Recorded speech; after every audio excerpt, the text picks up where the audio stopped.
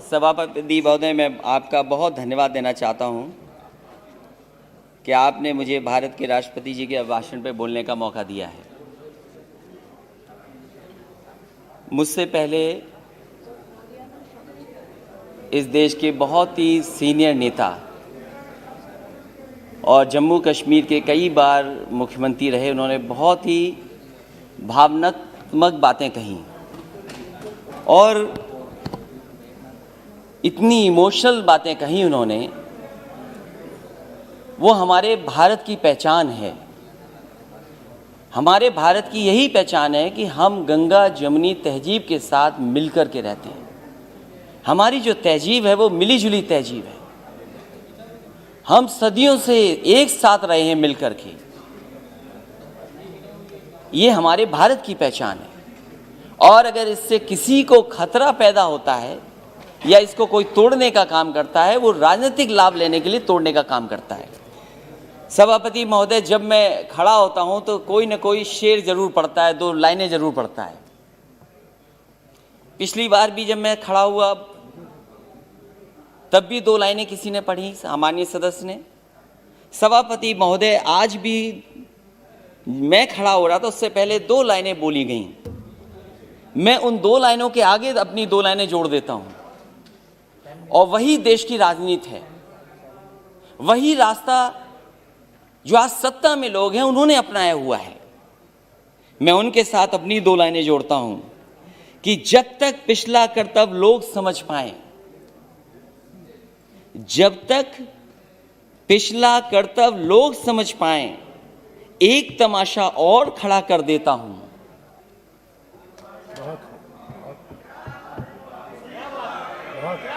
सभापति महोदय, ये जो हमारे सामने सत्ता में बैठे हैं वो समझ गए हैं और बात मैं इसलिए भी कहता हूं, कल मैंने सुना कि एमएसपी था, एमएसपी है, एमएसपी रहेगा। ये केवल भाषण में है, जमीन पर नहीं है, किसान को नहीं मिल रहा। और अगर किसान को मिल रहा होता सभापति महोदय तो दिल्ली घेर करके किसान ऐसे नहीं बैठता। और ये जो किसान बैठे हैं, मैं उनको बधाई देता हूं। इन किसानों ने न केवल 2, 3, 4 स्टेट बल्कि पूरे देश के किसानों को जगाने का काम किया। मैं जिस प्रदेश से आता हूं सभापति महोदय, मैं इनसे जानना चाहता हूं कि उस प्रदेश की जनता ने 2 बार इनकी सरकार बनवाई है। 2014 में भी समर्थन मिला जनता का, 2019 में भी समर्थन मिला। मैं इनसे जानना चाहता हूं कि राष्ट्रपति अभिभाषण बोल रहे हैं, क्या जिस डिस्ट्रिक्ट से महामहिम राष्ट्रपति जी आते हैं, क्या उस डिस्ट्रिक्ट में एमएसपी किसानों को मिला है धान का कि नहीं मिला है?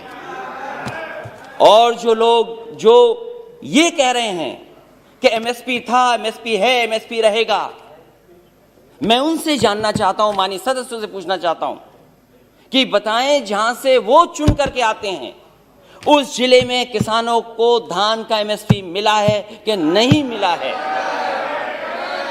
इनके बोलने से मिल गया, लेकिन मुझे खुशी है सभापति महोदय, ये जो बोल रहे हैं, ये जो बोल रहे हैं, ये देश सुन रहा है, किसान देख रहा है।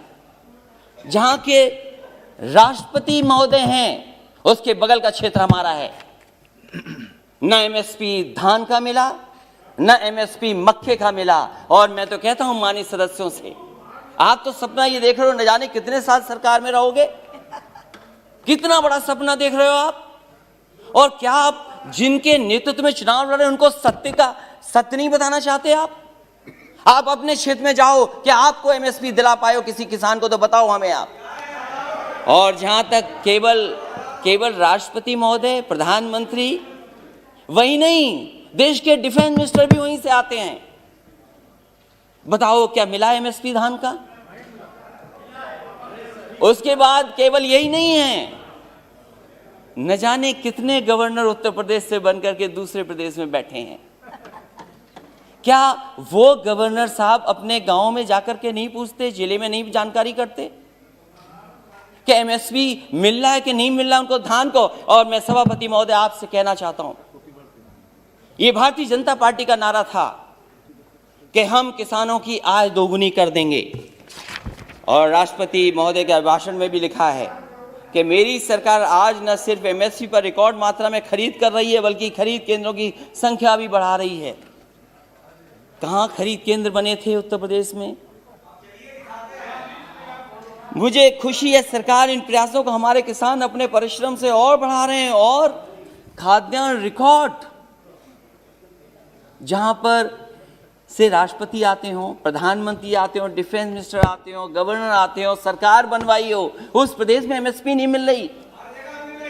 और क्या व्यवहार रहा है आपके, क्या व्यवहार रहा किसान, क्या व्यवहार है आपका, क्या व्यवहार रहा किसानों का? अब भारत के इतिहास में अवसर आएगा तब बताइएगा, भारत के इतिहास तो बताइएगा, प्लीज तब बताइएगा। भारत के इतिहास में ऐसा व्यवहार किसानों के साथ कभी नहीं हुआ हुआ सभापति महोदय। क्या क्या नहीं कहा गया किसान लोगों को, क्या नहीं कहा गया, अपमानित किया गया, और वो दिल्ली आकर के अपनी बात ना कर दें। प्लीज माननीय मंत्री जी कुछ कहना चाहते हैं जी। सर, मुझे एक बहुत विनम्र आग्रह करना है आपके विचारार्थ।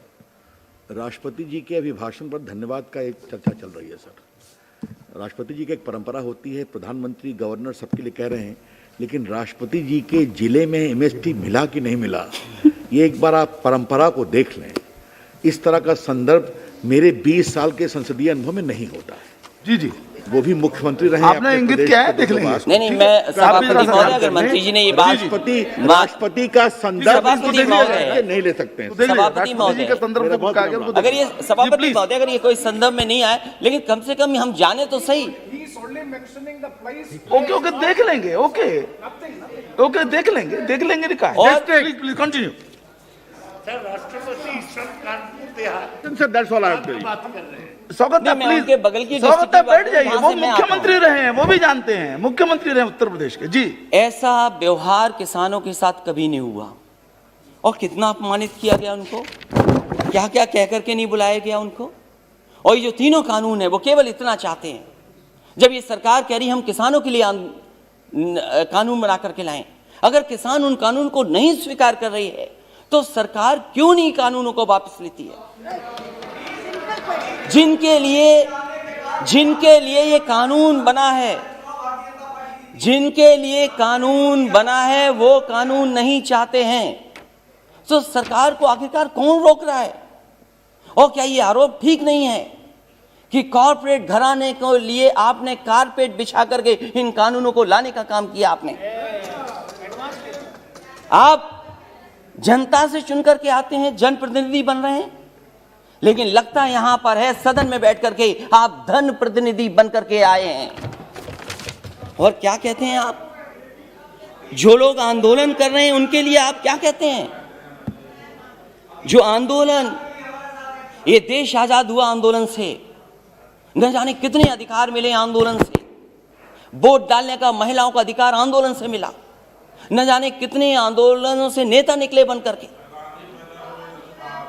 राष्ट्रपिता महात्मा गांधी देश के बने क्योंकि आंदोलन लड़े, आंदोलन में खड़े हुए, न केवल अफ्रीका, दुनिया, बल्कि भारत जैसे देश को आजादी दिलाई उन्होंने। उस आंदोलन के बारे में क्या कहा जा रहा है कि आंदोलन जीवी हैं। मैं उनको क्या कहूं, मैं उन लोगों को क्या कहूं जो लगातार चंदा लेने निकल जाते हैं? क्या वो चंदा जीवी संगठन के लोग नहीं हैं? अगर वो हो सकते हैं जिनको आप आंदोलन जीवी बोल रहे हैं, तो आप भी तो चंदा लेने के लिए निकल पड़ते हैं, जब कहीं तब निकल जाते हैं आप। क्या आप चंदा जीवी नहीं है? और फिर आप कहते हो कि मंडी मॉडर्नाइज करेंगे, मंडी मॉडर्नाइज करेंगे, मंडी मॉडर्नाइज। अब बोलते रहिए आप। मैं सभापति महोदय मैं कहना चाहता हूं, मैंने पढ़ा कि हम मंडी को मॉडर्नाइज करेंगे, इंफ्रास्ट्रक्चर बनाएंगे। देश में सबसे बेहतरीन अगर एक्सप्रेस वे कहीं बना तो उत्तर प्रदेश में समाजवादी सरकार ने बनाया। और मैंने हमेशा कहा ये शहरों को जोड़ने के साथ साथ गांव को जोड़ता है। जहां शहरों की अर्थव्यवस्था को बेहतर करेगा, वहीं गांव की अर्थव्यवस्था को भी बेहतर बनाएगा। इसलिए उसके आसपास मैंने मंडियां बनाई। मैंने आलू की मंडी बनाई, कन्नौज, फर्रुखाबाद, कानपुर देहात के आसपास के लोगों के लिए, एक मैनपुरी, इटावा और आसपास के लोगों के लिए अनाज की मंडी बनाई।